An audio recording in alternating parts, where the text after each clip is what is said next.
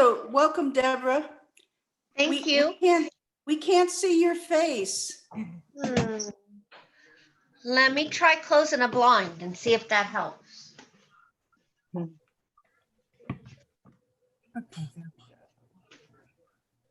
Let's see, I have to figure out how to.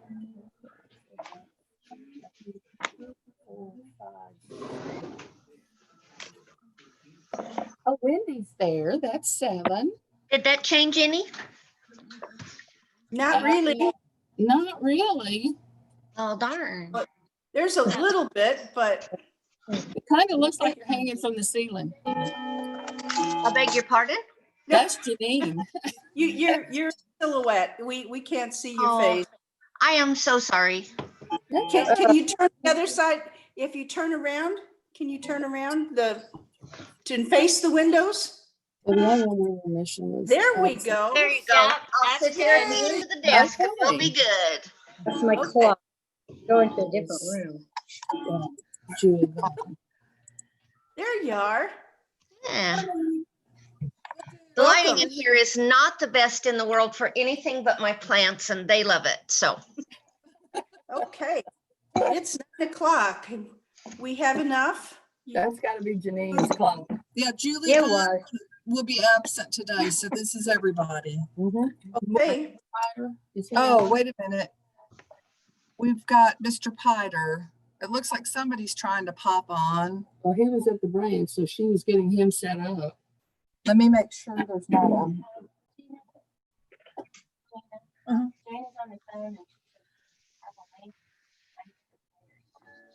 Oh, okay. Let me forward it to her. Sorry. That's probably the one thing.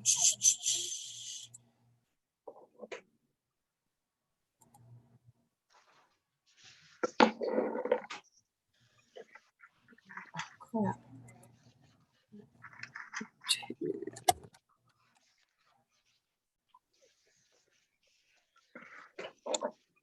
Okay, let me just tell her I just sent it. Gosh, this is not working. I'll just use my finger.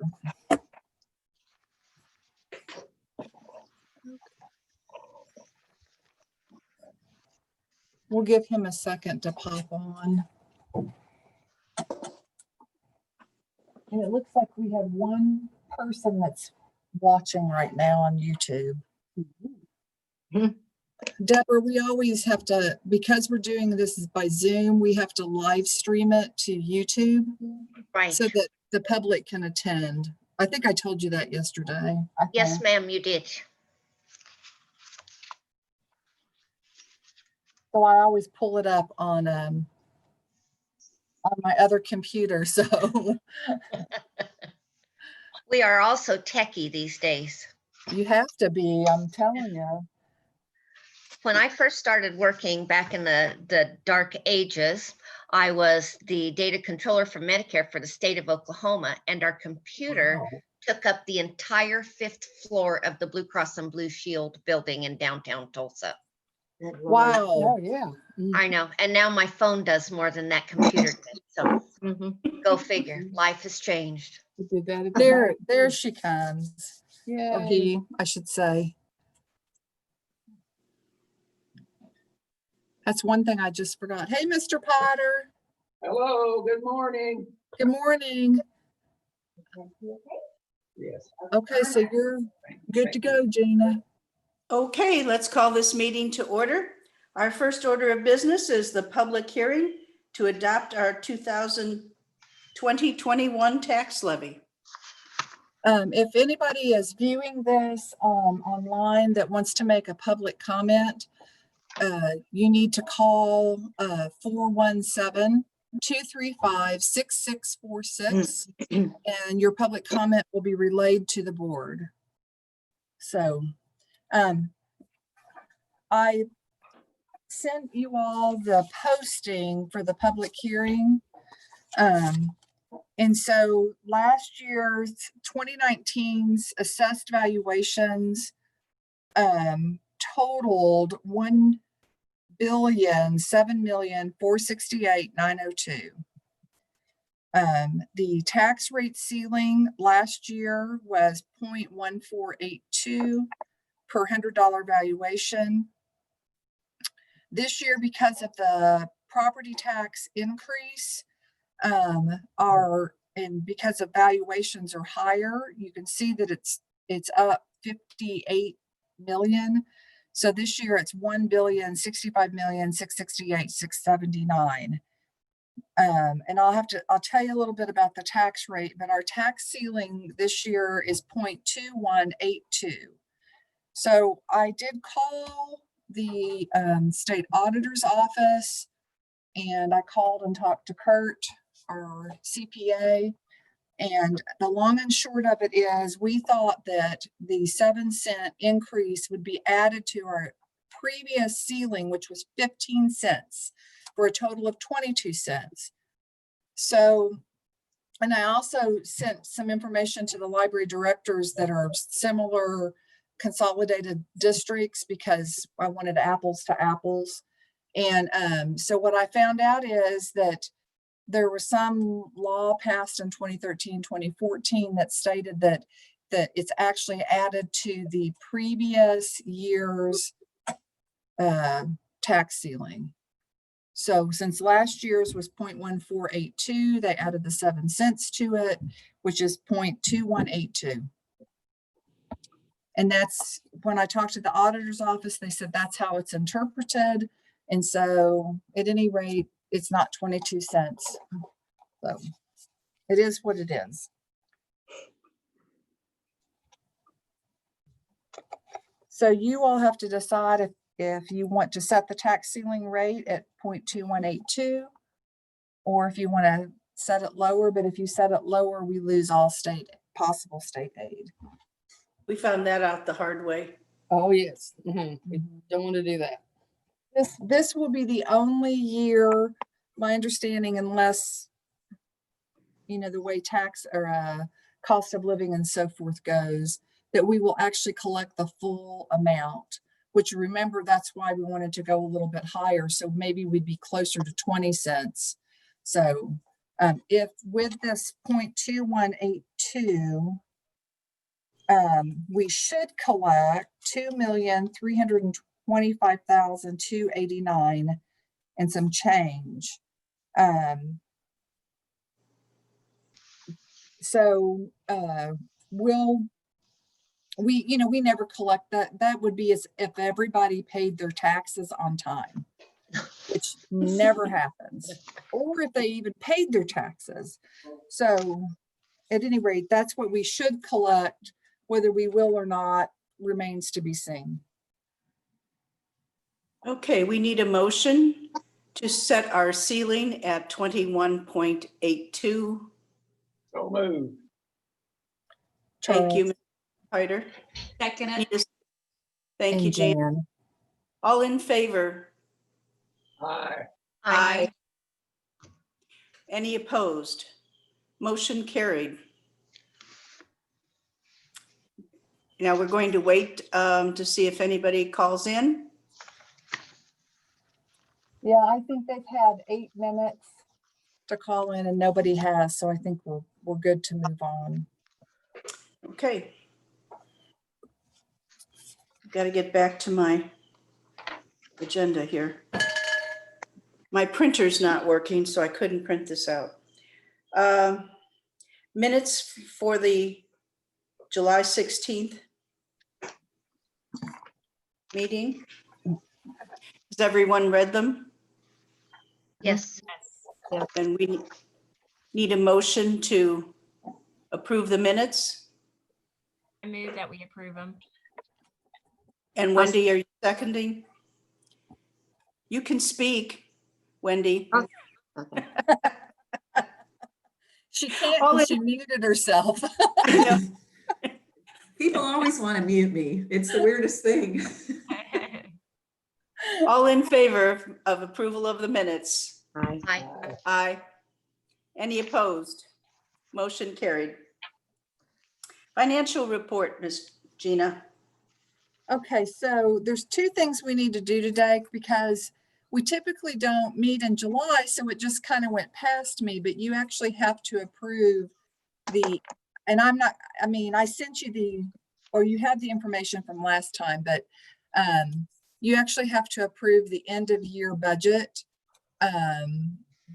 for the previous fiscal year. So I just want to make sure that we do that. So it's basically the figures that I presented to you at the last meeting. Of course, I thought I had everything pulled. It's a good thing I'm in my office and I can do this quickly. So at the end of the year, we ended it with collecting $1,910,237.90. That does include the building fund income that we moved around. And then we spent year to date, we spent $1,971,973.68. Our checking operations in June were $938,518.95. And then we had reserve funds for Monette and Shalnab in the tune of $814,138.31.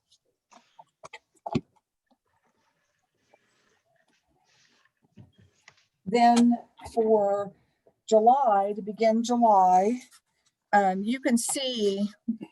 No, we just have to have a motion to, You want to go ahead for and do the year to date. That's a Okay. separate. that? We need to go ahead and have a motion for the end of year It's year to date, final figures 2019, 2020. to balance the budget. You can move that. Okay, Deborah. Okay. I'm still trying to find the right document here. Okay. All right, Deborah has moved to accept the budget, to balance the budget. I need a second, please. I'll second. Thank you, Janine. All in favor? Aye. Aye. Any opposed? Motion carried. Okay, so for July, you can see for our income, we collect very little during the summer. Most of what we're going to be getting from now on is any types of fees that we have, or donations, or delinquent. A lot of people will be late in paying, and so you'll see those little bit of delinquents come in. And that's how we're going to limp along for the rest of the year. So for the month, our income was $25,466.35. If you look at our expenditures, we have a lot of things that where we prepay for the year. So things like our internet license, databases, that sort of thing. You'll start to see Insurance, those. Insurance will start to trickle in, and they're just one-time payments. And so that kind of puts things over the edge a little bit more than we typically would. So Like more net, Yeah. those are well over $20,000. Right. To do that, so. So that's why the monthly figure is so high. We're at $207,095. We usually spend about $150,000 to $260,000 a month, but we're just in that weird time of year. Nothing's unusual. We've not had any unusual expenses. Everything's been going as planned. You can see in our checking operations, we're at $767,647.68. That includes the $100,000 that's listed under savings operations. That's a $100,000 CD that we can cash if we need to. We may very well have to do that. And it's actually a little bit more than 100,000. And then we have reserve funds of $797,788.17. That's down from the previous month because we paid Paragon. And that Out of the comes Monette building. out of the Monette Building Fund for their services thus far. So Paragon, Deborah, is the architecture firm we're working with for building design for the Monette project, as well as Shell Knobs project. And then they're going to be doing some work for us to help us plan for the system now that we have the tax increase, so that we're prepared to do maintenance to all of our buildings, long delayed stuff that needs to be done. Okay, So that's where we're at with our finances. Like I have talked to all the staff. I've talked to the supervisors. I sent them an email. I made them have all the staff sign it. And I have that in my files because I wanted everybody to understand that we cannot just spend willy-nilly. So not that we ever spend willy-nilly, but if there's anything that needs to be delayed, like Leanne, who's our tech person, came in yesterday, and we need to replace mouse pads. Well, mouse pads are, they can be about $10 a piece. And when you have to buy 80 of them, and I said, Ooh, that typically we just go ahead and buy them. But I said, we'll just wait till December. It's not like they look cruddy, but it just is what it is, and we'll just wait. So it's just that, that kind of thing that we typically could go ahead and pay for, and we'll be fine once the new tax money comes in. But as we've mentioned in previous meetings, we've just had a lot of expenses this year. And so this past 2 or 3 years, actually, with particularly with roof maintenance. And so it's really brought, you can see last year we were at over $1 million in checking, and the same with the previous July 2018, we were over $1 million in checking, and we're at 767. So if you do the math, it's going to be a tight crunch until that new tax money comes in.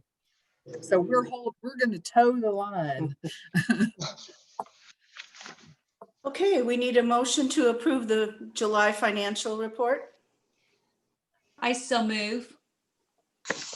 Thank you, Dan. And second was Wendy. Second. All in favor? I, Aye. Any opposed? Motion carried. Circulation stats.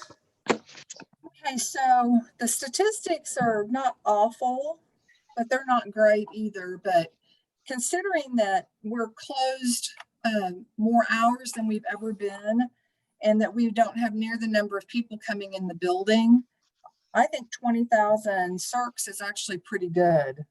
I'm pretty pleased with that overall. We were open an average of 21 days and that's about 933 circulations a day. We have pretty good borrowing going on. Remember, loan to and from used to mean just between the branches, but now that's between Missouri Evergreen and us. So we're doing a lot of Missouri Evergreen. That was a good decision to hire Julie to take care of that. And we miss her this week. She's on vacation. So our use of our e-resources continues to be very high. You can see with the MoLib to go, we circulated almost 2,700 items, which is up from last year. And Hoopla is perking along. We've left those circulations at 10 for the month, and it doesn't seem to be causing any problems. So we peaked back in April, May, and it's kind of declined some, which we would expect when people aren't taking vacations or doing some of the things where they'd be driving around and listening like they used to. So I'm real happy with those numbers. Our computer use has taken a hit, simply because we don't have near the number of computers open when you have to socially distance and physically cut off service to some of those computers. It just is what it is. And it's, again, I think our wireless is probably triple or quadruple that number. It's just that we can't count all that. So it's just sort of a rough guesstimate based on what people tell us, when they ask for the password. But we've got people, I don't know about at some of the other locations, which I'm sure is true, we've got people that are laying out here in the grass outside the back door all the time. Yeah. Especially for There's the morning. a space between the office and our garage, and they like to lay there and plug in because there's an outlet out here. It's kind of creepy, but it's okay. Especially for Joyce when she comes in at a.m. at 5:30 and they're out there. So we now have a very long sheet for programming because I had to fit everything on there. And so you can see when you see that we had children's programs, those were not in-house. We are not going to be doing in-house programming. Those were outside programs. And so we have a few branches that are doing some things outside where they can better socially distance. Our outreach programs have been primarily to schools. And then, of course, we have a lot of virtual programs. July was the second month of our summer reading club. So we had a lot going on there, the passive programs, and then we're including Facebook posts because I'm not sure what I have to report to the state. So we're counting those. So all in all, we had about 165 programs with about 5,000 people attending. So that's pretty good considering we're not actually opening the physical meeting rooms to the public. And then if you look at your branch activity report, you can see a little bit more detail. Again, I don't put every single thing that the branches report on. It's just really a snapshot of some of the things. There's a lot of story times that go on, and I don't list all those because you all know that they're doing those. So they're doing a lot of fun things, trying to keep people active. We've done, we borrowed some books from Neosho Public.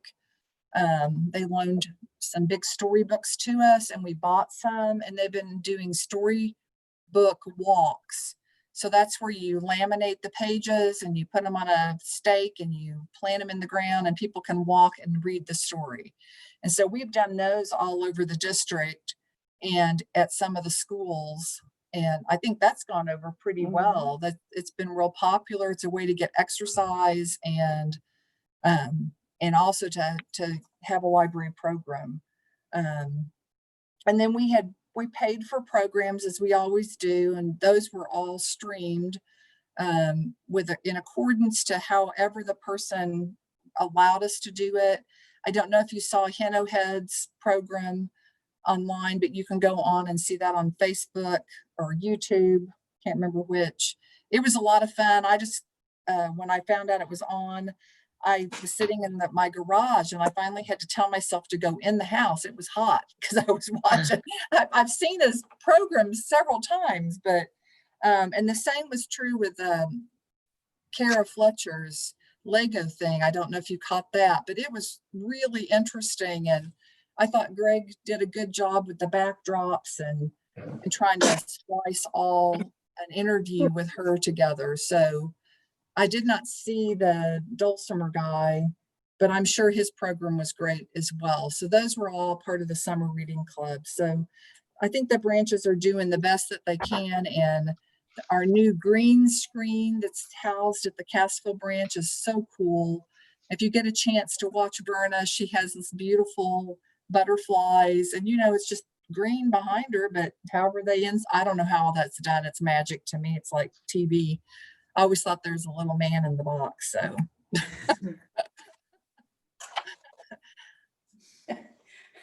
Okay, director's report. Okay, so we continue on with staffing. We had a lot of openings. With Aurora, we had talked last month that we were going to hold the part-time position she had open, but they've been finding it hard to take vacations and do some of the things they need to do away from the branch with outreach and not have that position. So she asked if we could go ahead and post it. And I said, sure. So I haven't talked to her recently to know how many applications they've received. We have not gotten any here. So hopefully we'll get that interviews done and filled by the end of the month. The position that was vacated by Delora Manning, the part-time library assistant, youth adult services at Marionville. I only posted that internally because we did have some internal applicants interested. And so Michelle, who was already at Marionville, applied and we interviewed her. And so she's been promoted to that position, which leaves their part-time library assistant position open now. And after talking with Jana, we have it worked out where we're not going to post that probably till about December. And that'll save us a little bit, not a huge amount, but every little bit helps. And we appreciate Jana making that sacrifice, like Cassville's doing the same thing. We probably won't post that one till the end of the year either. Actually, I checked with Cheryl yesterday. It's not on here because I'd already sent it out, but she said that unless they do in-house programming, they'll be fine. So, and then at Mount Vernon, Julie Branson, she actually submitted her resignation a while ago, but she wanted the staff who'd already scheduled vacations to be able to do that and get through summer reading. And so her last day was yesterday. We posted that position and we'll hope to fill it here soon.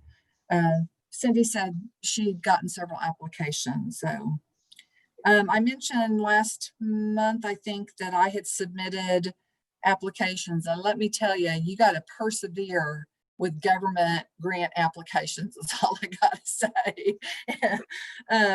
So we submitted applications. I went on vacation and left it in Joyce's capable hands, and she had to submit receipts and check stubs and all kinds of stuff to the two counties. But in the end, we did get $1,489.26 from Lawrence County and $2,755.42 from Berry County. Berry County's amount is higher because we asked them to pay for the cleaning, deep cleaning that was done here at Monette and at Cassville. And then the rest of the money was for personal protective equipment, the masks, the hand sanitizer, the things that we've had to purchase. So that was nice that we were able to get that. Our audit is underway. CPA Group does that for us every year. They're a local company here in Monette. Joyce got right on it and pulled all the stuff she has to pull, which, you know, makes me look bad. No, I haven't even, some of my stuff's not done to even give to him. So I'm hoping at the latest, we present that to you at the October board meeting. We actually have until the end of the year, but we don't want to wait to the end of the year. So Kurt can work on it now. We're going to go for it. So I have started work on our annual statistics and annual report information. Greg's been working on getting the format for the annual report set up. And so hopefully we'll have that, at least the statistical report, ready for you in September. It's certainly been an interesting year and our statistics reflect it. And then of course we already had changes because of going from TLC as our computer circulation thing to Evergreen, and Evergreen counts. Their counts are just different.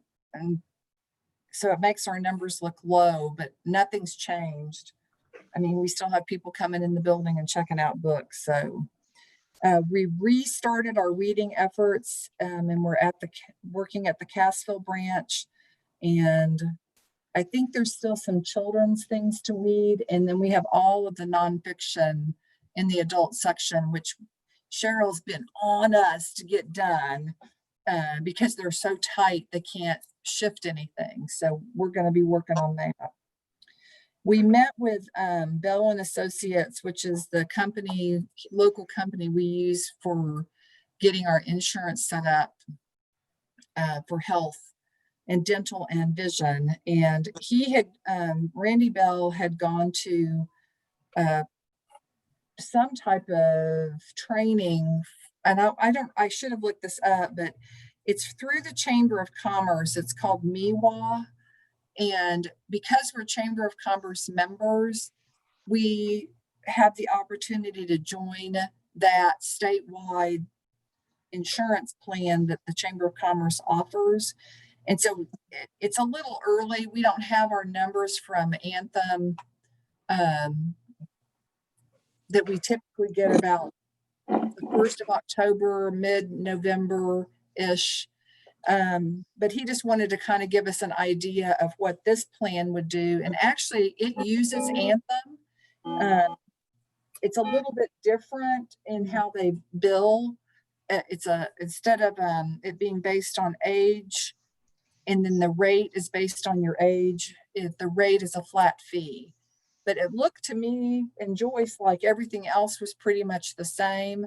So we may have a couple of options to present to you when the time comes. I was worried that the way the information came to me initially, it looked like we had to make a decision now, but we don't.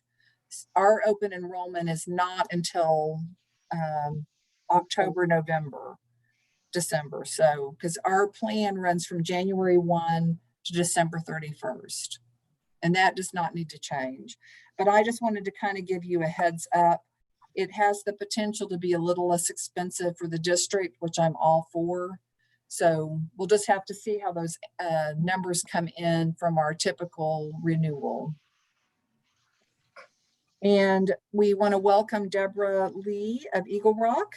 She was appointed to fill the position vacated by Ruth Buckner. She'll finish that term, which expires in 2022. And so we might want to go around and just introduce ourselves. So. Hi, Deborah. I'm Regina McElrath, and I'm from Shell Knob. Nice to meet you. Nice to meet you. Welcome. I'm Wendy Nicolai. Here from Maryville. Good to have you on board. Thank you. Go ahead, Wendy. I'm Wendy Nicolai. I live at Exeter but represent Cassville. Nice to meet you. Grew up at Eagle Rock. I love Eagle Rock. We just retired here and I love it too. I'm Katie Brittingham, and I am from Monette, Nice to on the meet Berry you. County side. I'm Jan Vaughn, and I'm from Mount Vernon. Hello. Hello. I'm Janine Kuipers, and I'm from Pierce City. Hello. Nice to meet you. And You I'm too. Gina Milburn. I'm the director. I spoke to you yesterday, and she hates being on camera, but go ahead. I'm Joyce Fraser. I'm her assistant. Joyce always takes the minutes and stuff, and she's not shy. She'll speak up. Yeah, she's never shy. And It's since nice to meet you all. You too. One other thing I should mention that Joyce gave me information about is because of the Affordable Care Act, if It has to do with, it's based on usage for the plan that you have for your for medical our health plan. insurance, And so if you don't hit a certain percentage that you use that plan every year, we get a refund back from Anthem Blue Cross for using it. And this year, we got our refund was $4,573.64. So you could tell that this past year, we did not have as nearly as much usage of that plan as we have in the past. We hope it'll stay that way. We did ask about whether the coronavirus would hurt us if any of our employees were to be confirmed positive and had to go in. Would that hurt us? And they really don't have any idea what it'll do, but they don't think it's going to, because it's such an exceptional thing, because it's a nationwide pandemic. I don't think that counts against our actual usage, like just normal things that we have that happen during the year, but we'll have to wait till the end of the year. They don't know that either, but we're hoping it won't. But we thought we did pretty good on refund for this year. That is one difference, that if we went with the MIWA Chamber of Commerce plan, because it's not part of the Affordable Care Act plan, we would not get refunds. Right. But if we're not paying that $4,500, Then it's like getting a refund. Yeah. Well, of course, we don't know that yet. So Yeah, we'll Right. wait. But and that's all I got. okay.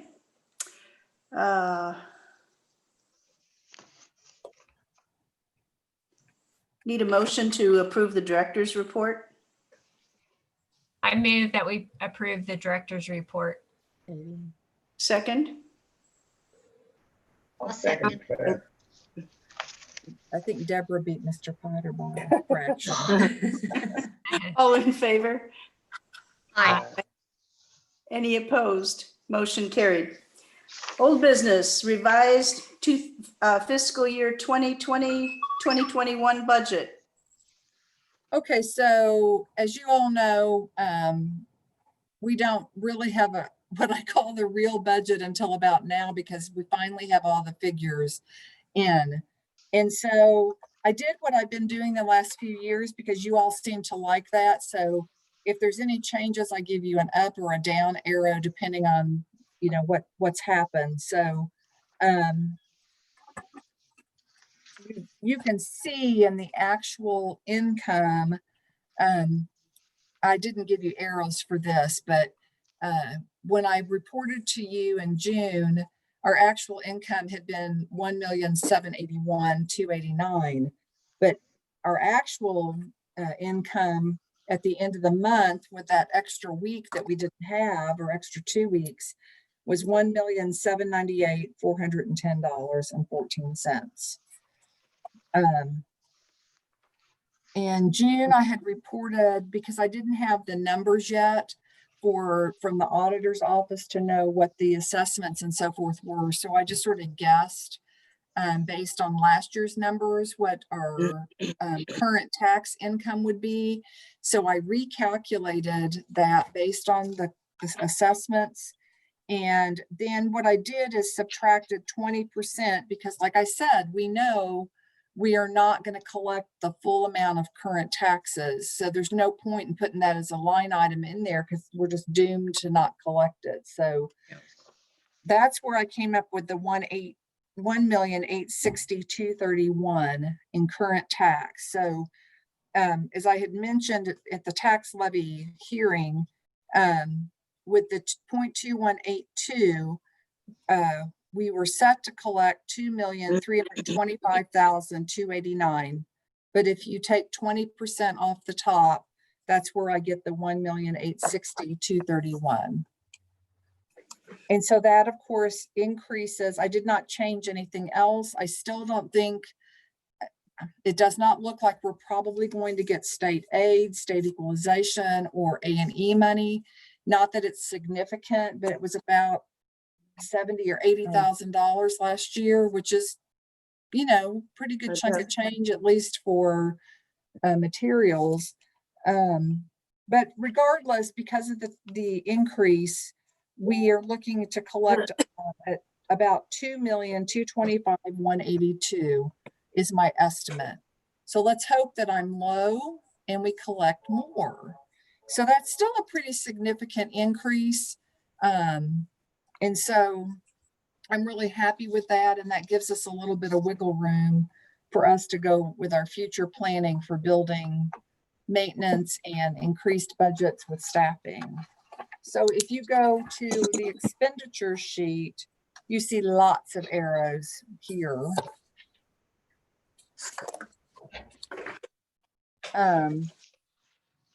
I did some recalculating with the salaries portion and with the payroll expenditures. And so you can see the proposed budget for salaries went down. The payroll expenditures went up a little bit because it looks like we spent almost $70,000 in payroll expenditures. And but overall that decreased our proposed budget. what I did is in the salary, if you look at the salary sheet, I went back and did a 4.5% estimated increase for staff. We were set to do about almost a 10% increase if we were going to keep pace with minimum wage for the state. We're way ahead of minimum wage for the federal. And of course, this won't really be decided until December because we don't do pay increases until January.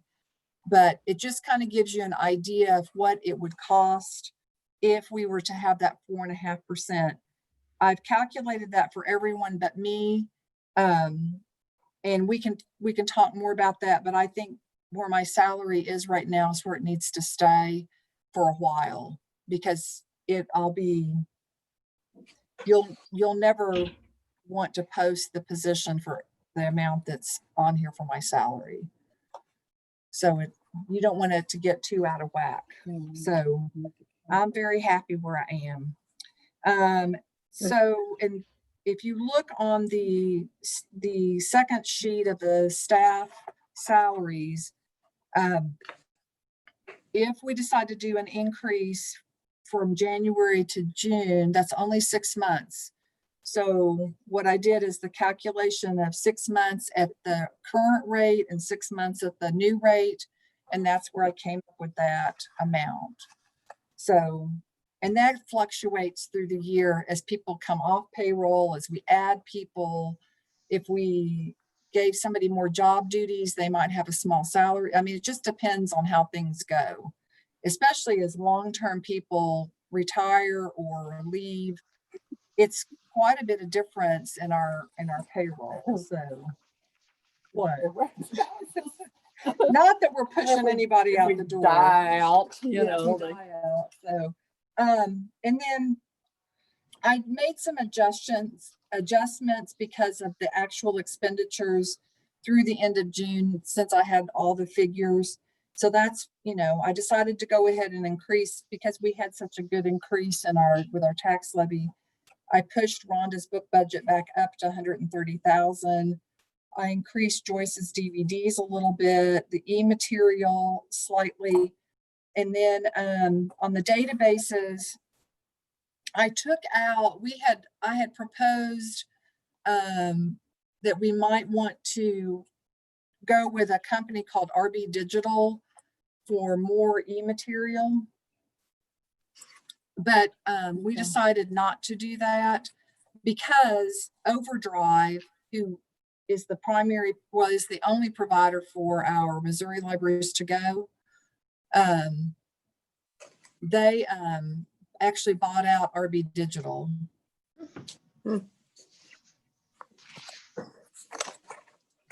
Okay. We'll deal with that after the meeting. Okay. So under general expenses, you can see there's some changes with office supplies, promotionals, and internet. They're not drastic. And then I decreased a little bit with our some of our utilities, just because I think it puts us better in line. Again, we don't know. Sometimes our utilities are more, sometimes they're less. Putting these new roofs on has helped us in locations like here. And we still have that at Mount Vernon. We've paid half of that for the materials, but the other half for Mount Vernon's new roof will still have to come out. The heating and the air conditioning units that we're going to have to replace at Aurora, we were not going to replace them until the end of the summer. So we're still holding out on those, but those are also, so you're still looking at $40,000, $50,000 worth of repairs right off the bat for those items. But the ones that we have replaced, you do notice a difference, you especially do here at Monette.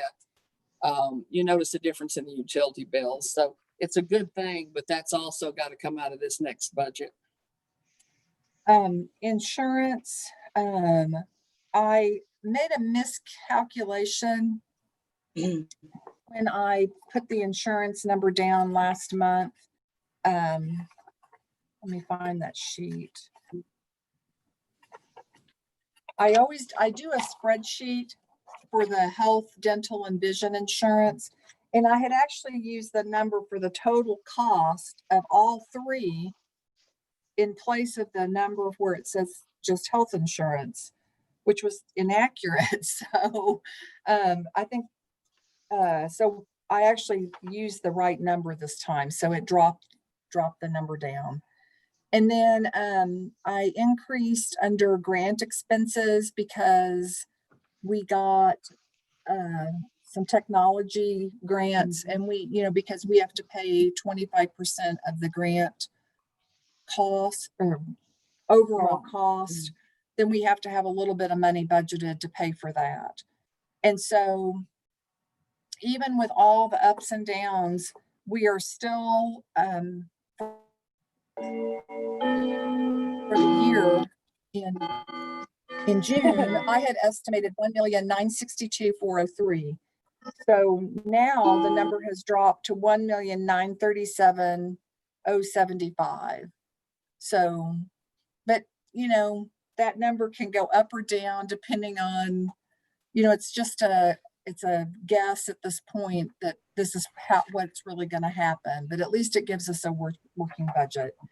And I won't go into all the other sheets. I just included those so that you could see some of the changes, like with the databases dropping out RB Digital, and putting in hotspots, which we'll talk about here in a minute. We do have costs associated with the monthly fees, but those costs are completely covered. But I still have to budget for them because we still have to pay for them. But we have the grant fully funds that monthly fee for 2 years. So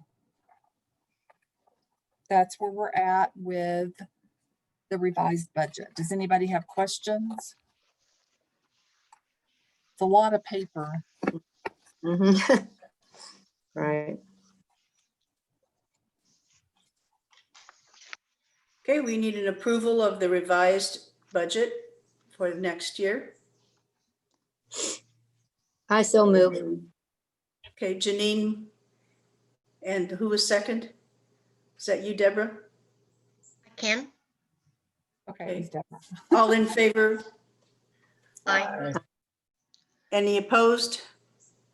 Motion carried. Library mask policy. Okay, so just a couple of things to talk about. This has been a while ago. As I was going through some older papers, I had sent you all, there's two things with masks. So at any rate, I had sent you all an email back at the end of June asking for you to vote yes or no on requiring customers to wear face masks. And we were supposed to ratify that at the June meeting, and we didn't. So we need that, we need the vote ratified. Everybody had voted for yes for it. So we just need a ratification of that vote from the email of June 29th. Okay, I need a motion to approve the mask policy that we voted on in June. Wendy? And who's second? Mr. I'll Piter? second. Mr. Piter. All in favor? Aye. Aye. Motion, any opposed? Motion carried. Jan, you're muted. There you go. Sorry. Okay. All right. So the other thing is to talk about whether or not we continue to mask, and then just to get some guidance from you about some things that came up when I talked to the supervisors this last week. So I think it's been going overall very well. All the staff has been wearing masks. As far as I know, nobody's complained. They also have the face shields that they can wear. But nobody, at least on staff, has said that they can't wear them. But we have had some customers who've come in who've complained, and what we've told them is you know, we understand if you can't wear a mask or you don't want to wear a mask, but you can't come in the library if you don't wear one, but we'll still help you. We'll still, if you want to sit in the lobby or you want to sit outside in your car, tell us what you want. The staff will go get the material that you need and we'll check it out and we'll hand deliver it to you. So that in the 4 or 5 cases has done well. We had an instance at Aurora where we had a grandmother who came in with her 2 young grandchildren, and she did call and complain. She says that she is not able to wear a mask. And this was right after we'd had the meeting Friday, of course, and Thursday, right after we'd had the meeting Thursday. And she complained because they wouldn't let her come in the building. They said her grandchildren could, but not her. And she did say that they did offer to get books for her. And in fact, they did. And they checked them out to her. So I just wanted to make sure that we're in line and I'm in line and telling the staff how to implement this.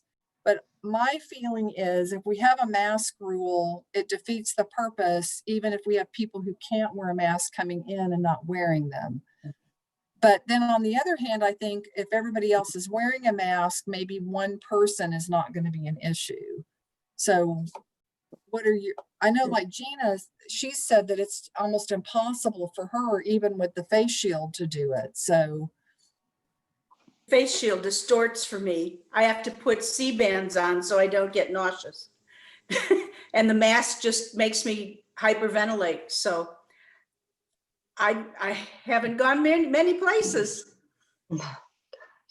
I mean, are you all, I mean, because, you know, if we do have a complaint, it's going to come before you all if I can't satisfy the customer. So I just want to make sure that you all are on board with us enforcing the rule, as long as we're able to still help the customer. Well, And and you're I still think- offering curbside delivery too, right? So it's not like yeah, we're keeping them out. yeah.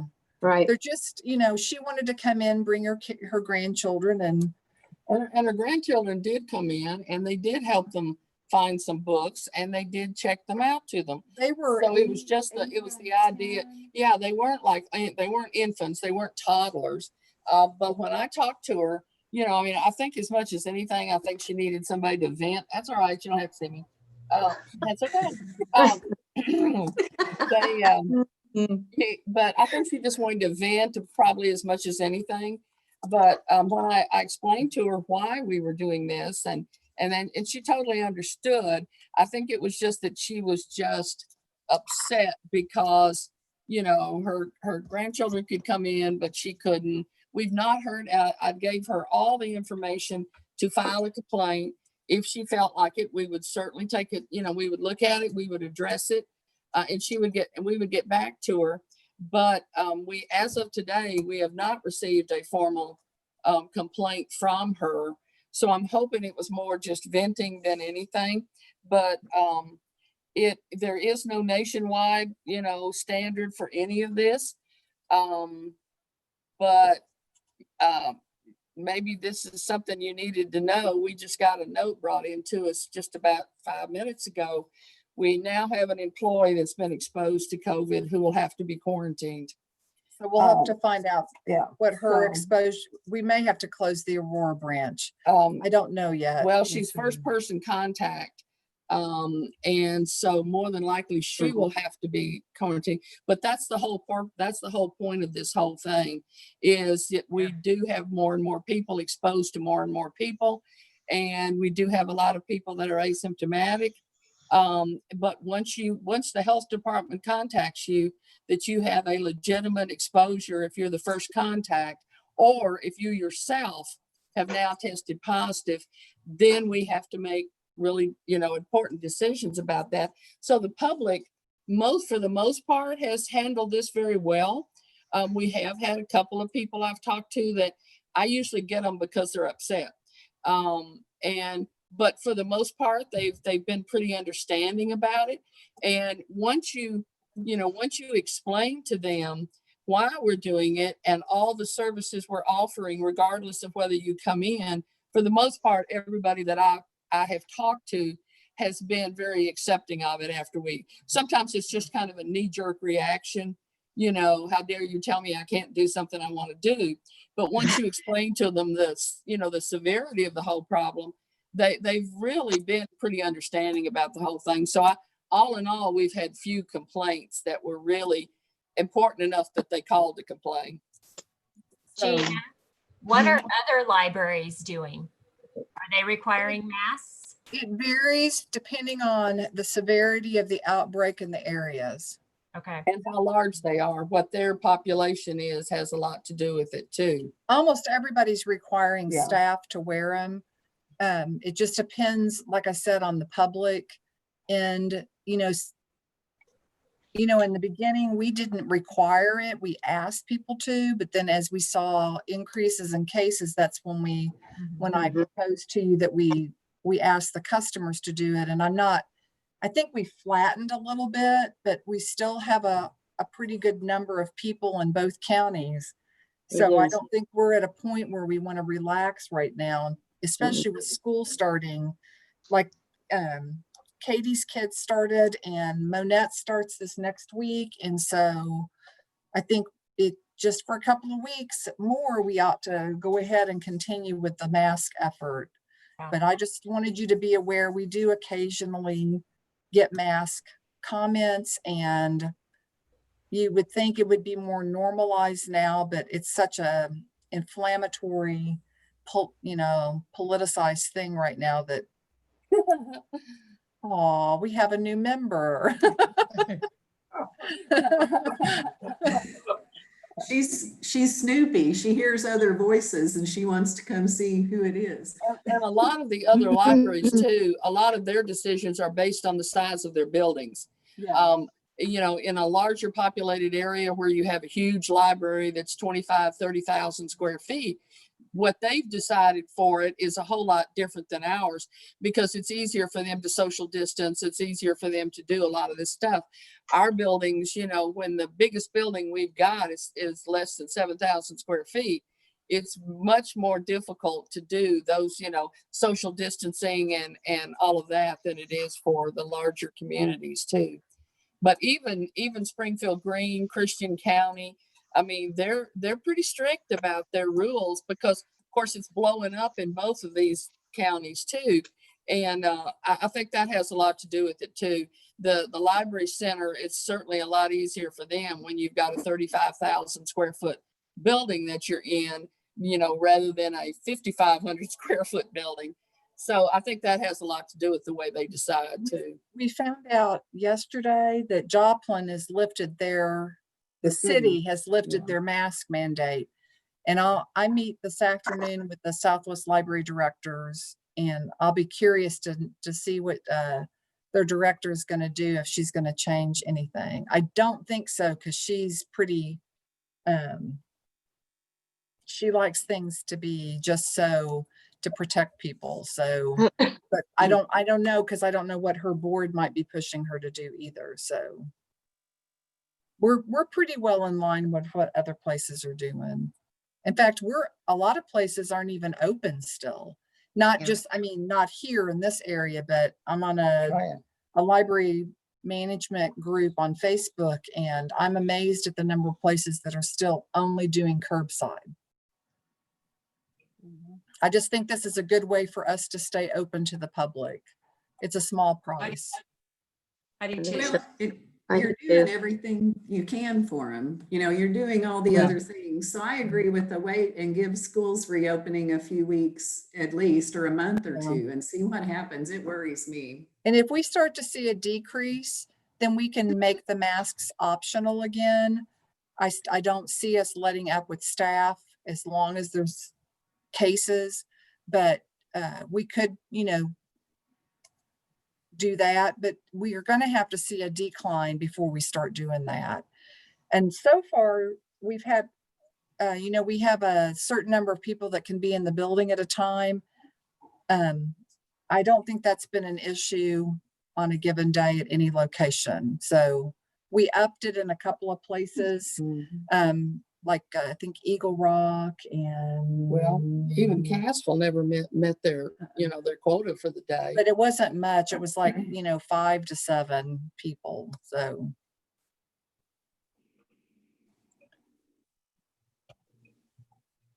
Okay. E-cards for library patrons. okay, so this was a discussion point at the supervisors meeting as well. Back when COVID started, I approached you all about doing e-cards, and we allowed people to have temporary e-cards through July 31st. And we had, I think Leanne told me we had about 50 requests, I think it was roughly, for e-cards. Some of those were just people that needed to renew their physical card. They already had a card. And so it's actually less than the 50 that we issued. In most cases, they did not convert their e-card to a physical card. It has not greatly impacted our ability to provide Hoopla or Missouri Libraries to Go to our regular customers. So the question here is, do we want to continue to have e-cards, which they would only have e-privileges? They could only check out material online. They wouldn't have a physical card unless they came in and converted it. And then we have supervisors that are asking if they can sign up school children for e-cards. And so I don't have an issue with doing e-cards. I think it's a service we probably ought to provide.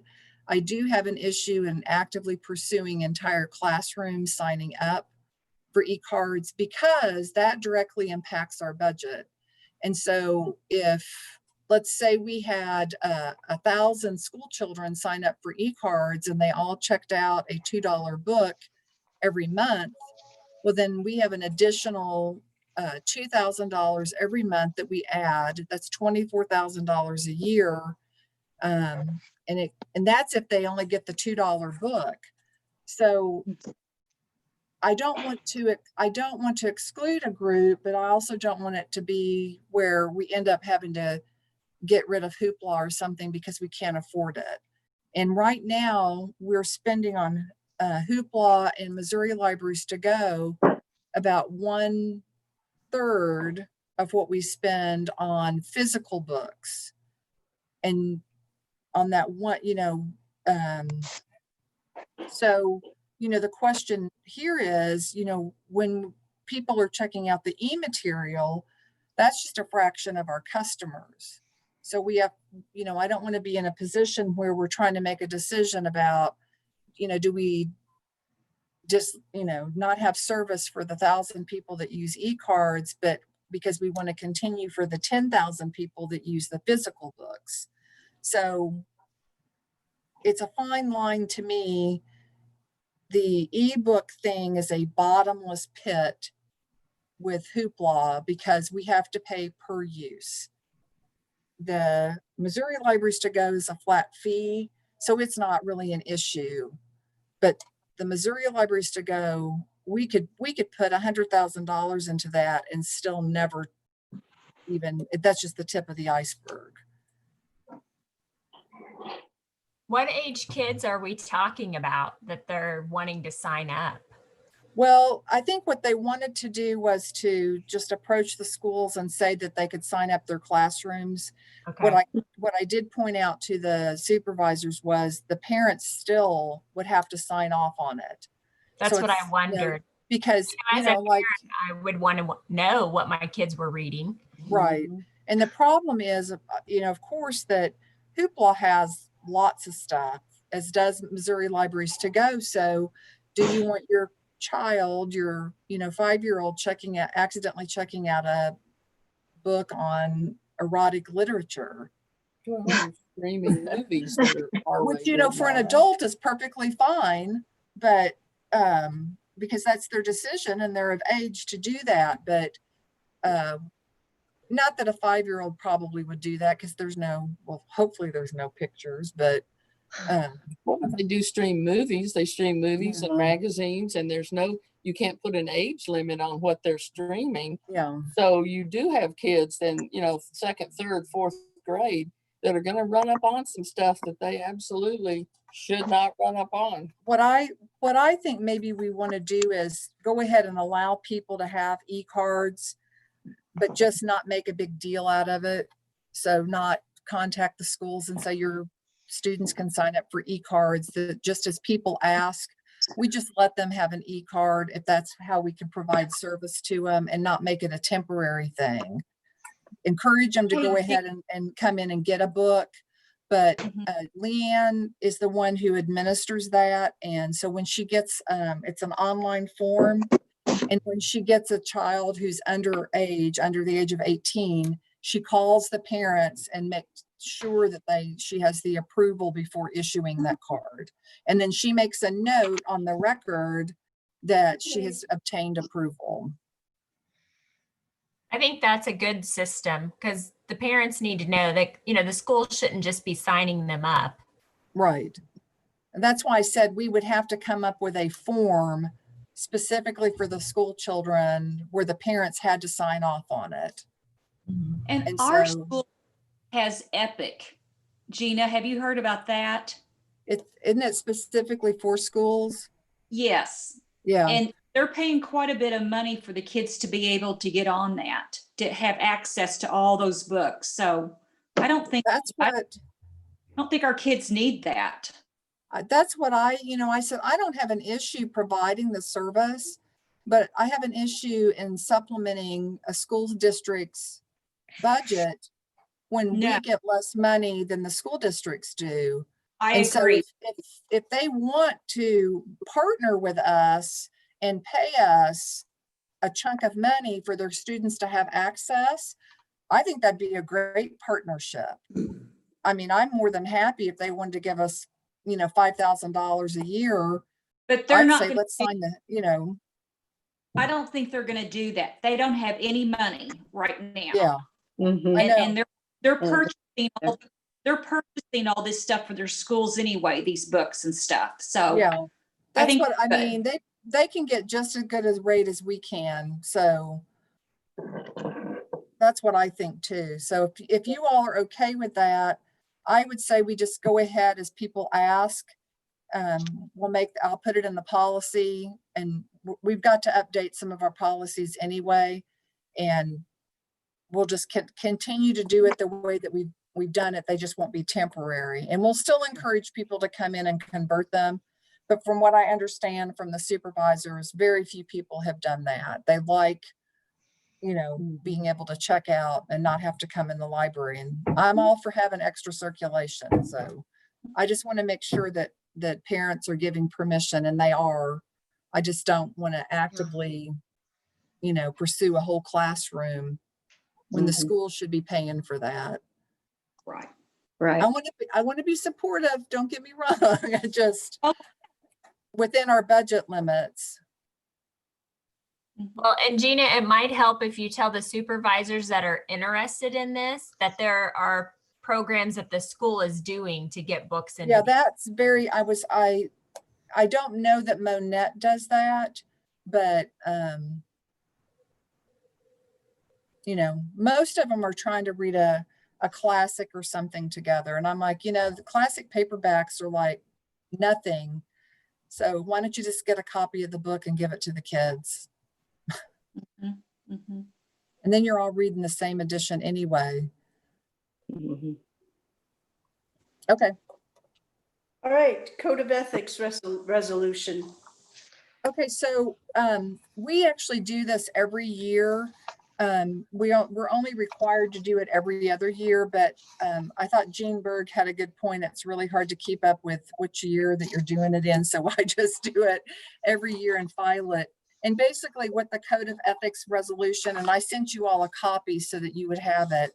What it does is actually, instead of you all having to file with the Missouri Ethics Commission, personal financial disclosure statements and stuff like that, you put that on me to do that.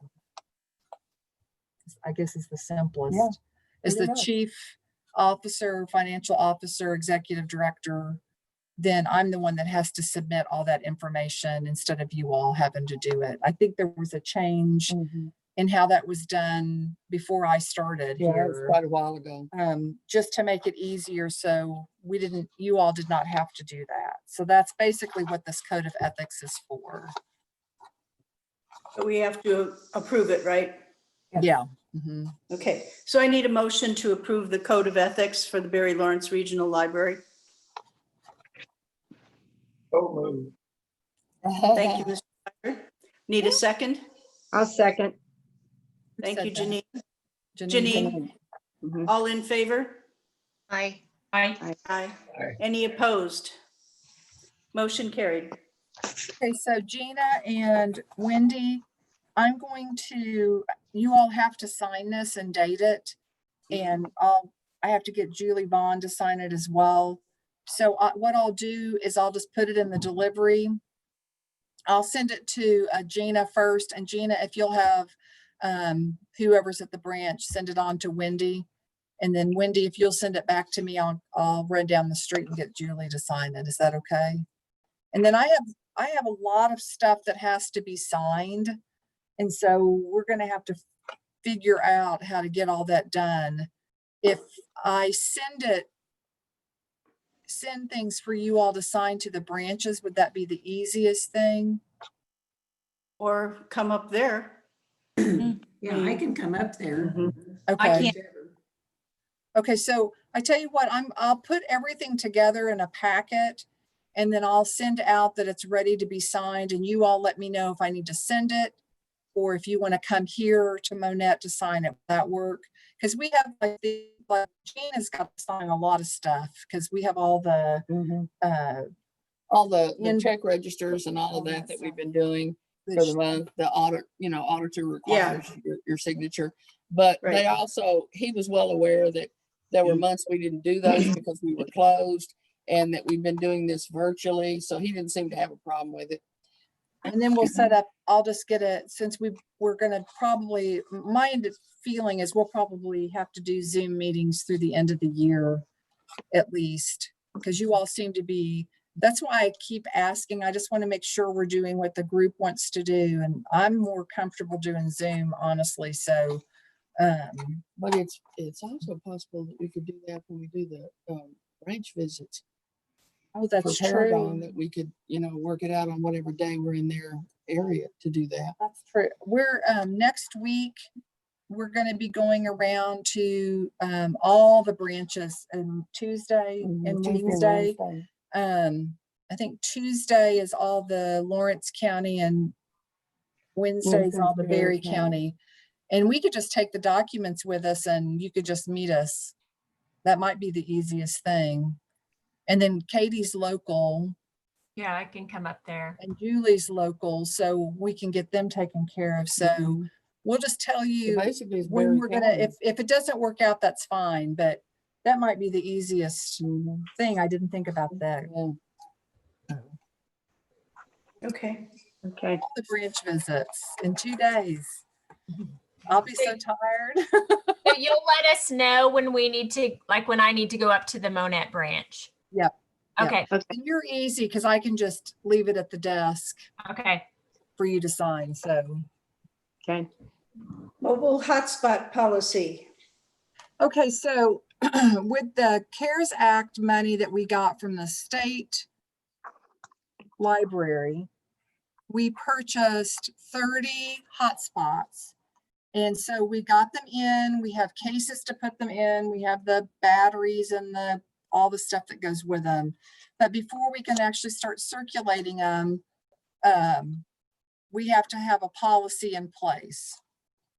So I decided to put it as part of our internet policy because that seemed to make the most sense. And so I sent you the whole policy because it was too hard to try to print just one page. So if you go to the 4th page, which is 5.23, this is where mobile hotspot policy begins. And so basically, this is sort of the policy is for the public is sort of a use at your own risk warning. You know, we have to filter them because it's a federal grant, and that's a requirement, which we would want to filter anyway. So they're filtered in compliance with the Child Internet Protection Act, but we do say here, filtering is not 100%. Even in the library, it's not 100%. We rely on customers or staff to say, wait a minute, that should be filtered or that shouldn't be filtered. That you cannot use it for anything that's unlawful. If you cannot alter the configuration of the hotspot, and just a warning that, you know, be careful what you share over the internet. We have that warning in our internet policy anyway. Then the limits are 1 hotspot per household. There's no reason for more than 1 person to have a hotspot because you can have up to 15 users on that 1 hotspot. So if you had a family of like a Katie with her kids, if she wanted a hotspot, everybody in her family could get on with their devices, probably multiple devices, and use that hotspot. So the coverage is dependent on the T-Mobile network because that's who the hotspots are through. The checkout period, we talked to the supervisors about this, and we did decide to go ahead and keep it right now consistent with our book checkout, which is 2 weeks. And then they could check them out for an additional 2 times if no one's waiting. If it looks like we're going to need to have a longer checkout period, then we can revisit that. But for right now, we thought we would start with the 2-week checkout. And what carrier does that? I can't open that document. The carrier is T-Mobile. I don't think that'll work down here. It works Leanne went around to all of our areas, and it worked in Shell Knob and Eagle Rock, but it didn't work in Miller. So there's no hotspot that's going to work everywhere because it's dependent on the cell towers and the service that's already in that area. So will they be distributed to the areas that it'll work in? Like Monat will have so many, Cassville will have so many based on their usage. We actually have to catalog these. They're cataloged by some libraries as equipment. Some of them are cataloged as, you know, actual hotspots. They actually have a description for that. So we have to actually catalog each one of these, and then we will distribute, depending on the size of the branch, at how many gets what. And then they're checked out just like a book, and, you know, it goes on our circulation and that sort of thing. But yeah, we will distribute depending on what, you know, we have the 4 main branches, and then we have, you know, 2 that are moderate, and then we have the small branches. So they'll be distributed like that, but they are actually cataloged, and they're on the catalog. They can be transferred between branches too. Just so like a book. If Mount Vernon has one and somebody from Cassville wants it, we'll send it down to Cassville. So it's just like a regular book. All users have to sign the agreement form, which we'll look at in a minute. There's no charge to borrow a hotspot. However, if you lose your hotspot or you damage the hotspot, then you have to pay the hotspots are $84 to replace, plus the $2 processing fee. So it's $86. If you lose the charger, it's $5. If you lose the case, it's $12. And if you lose everything, then it's $103 to replace everything. There is no, because we don't have fines anymore, there's no fine for returning it late. So you can call, you can visit your branch, you can put a hold on it on the computer through the catalog. We will only check these out if you're 18 years and older. Yeah. Well, it has to be in good standing. It has to be in good standing. You can't, just like checking out a book, you can't have Overdues and all that. overdues Charges. and $100 in replacement Yeah, fees damaged because material. damaged material. We're not going to give you a hotspot. Did I see that it will be shut off though after 24 hours? Yeah. Yeah. So if they Okay. don't return it, yes, that's right. It's a paperweight. It's a paperweight. They can't use it at all. And then they're going to be charged the replacement fee. So that'll be on their account. We don't want them returned in the book drop because they can be so easily damaged. Parents and guardians are responsible for any use by minors, so they have to assume that responsibility. And then we reserve the right to take away privileges if these guidelines are not followed. And then there's just a disclaimer. We have that on our Wi-Fi and our internet as well, that we don't endorse things on the internet. We're not liable for any damages. Not all information on the internet's accurate. Filtering software doesn't block everything, and they're not guaranteed to be private or secure. So, and then there's a statement here that these hotspots were funded by IMLS under the CARES Act through the state and the Secretary of State. So that's just the wording they give us. And then if you look at the agreement, it's pretty much the stuff we just talked about.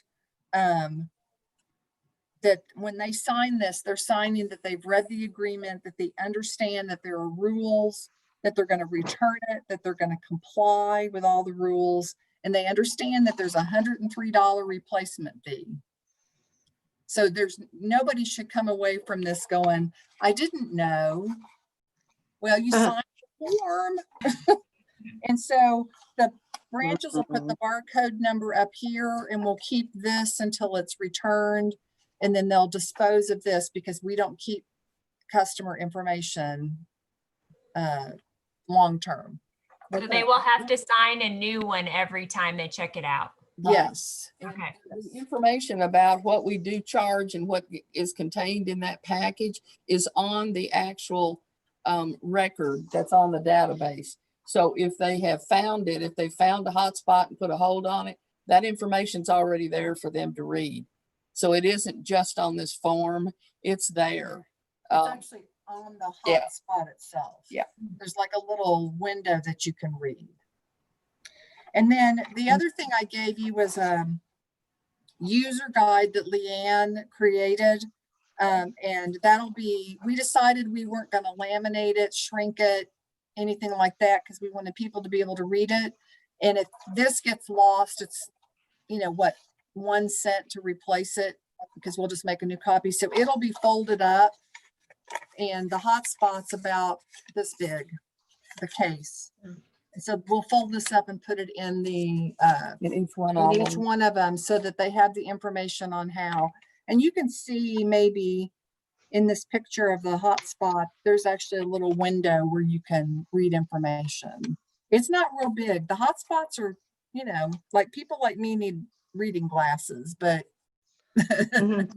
and so it is what it is. So that's what I'm proposing as the hotspot policy.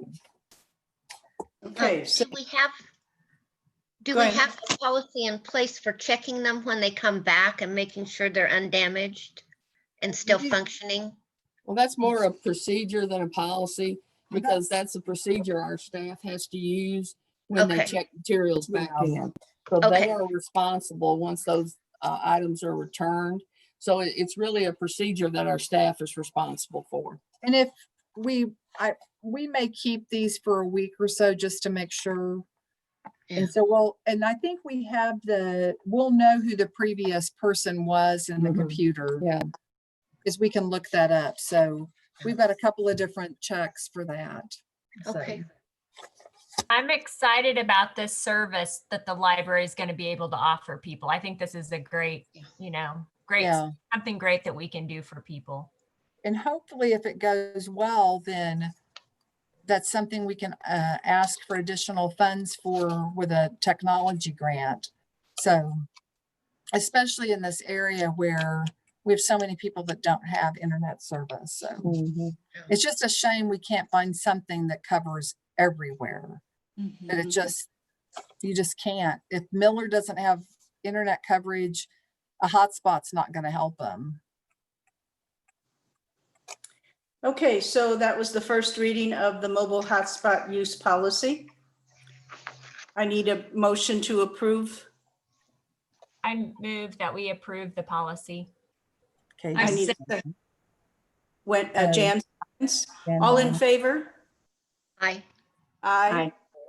Any opposed? First reading motion carried. And we need a second reading motion to approve. Mr.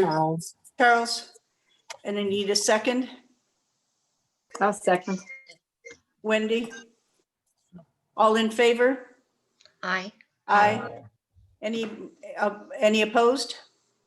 Motion carried. Mobile hotspot use policy approved. Okay. Got to get back to my agenda.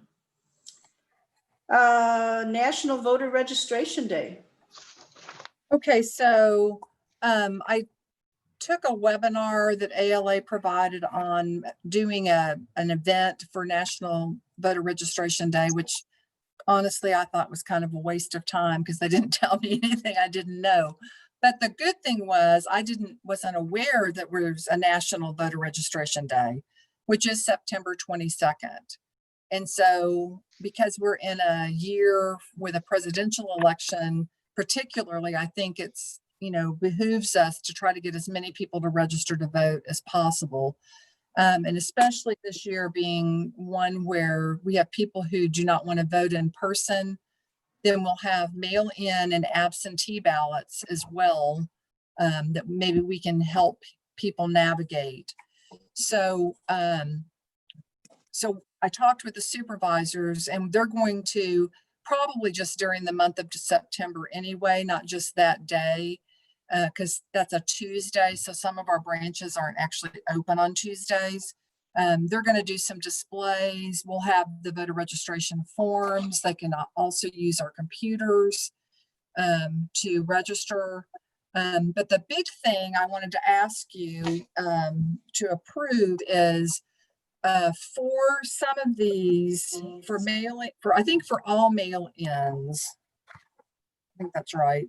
And for some absentee ballots, they have to be notarized. And we typically charge $1 for a notary signature. And I would like to ask that we not do that for notarizations for voter registration or mail-ins or absentee ballots. Good idea. I wanted your approval. So that would be more than just that day. That would just be like for all voter things. For all, I would say for there is a form that they have to fill out to actually request a ballot. And, but we did find out the other day because we called the courthouses to make sure, and there is that they do not require a notary signature on that. It's just the actual ballot itself. So it's just the one form that they would have to have a notary for. And it looks like on the absentee ballot that you don't have to have a notary signature if you're incapacitated due to illness or physical disability, or if you're caring for someone who's incapacitated, or if you are at risk for contracting or transmitting severe acute respiratory syndrome, coronavirus, and those are people who are 65 years and older. If you live in a long-term care facility, you have serious heart conditions, chronic lung disease, severe asthma, are immunocompromised, have kidney disease, chronic kidney disease, and are on dialysis, liver disease, and diabetes.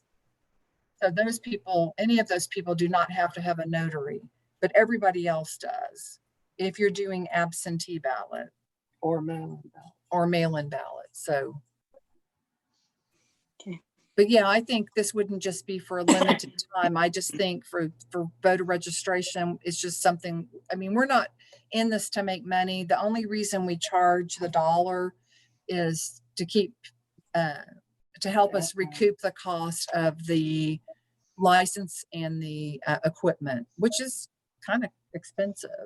Yeah. But we're not making money. We're not in this to make money. I found a different place. I'll have to let you know, send it to you. That's much cheaper, better than half. Okay, yeah, I would like to know, because the real cost comes in buying their stampers. Mhm. And we Okay. buy the crimpers because the crimpers are really expensive, but they're cooler. But they don't have your number on them. That's So we need a motion to approve not charging for notary services for mail-in and absentee ballot. I so move. And Janine. Katie, I'll second. all in favor?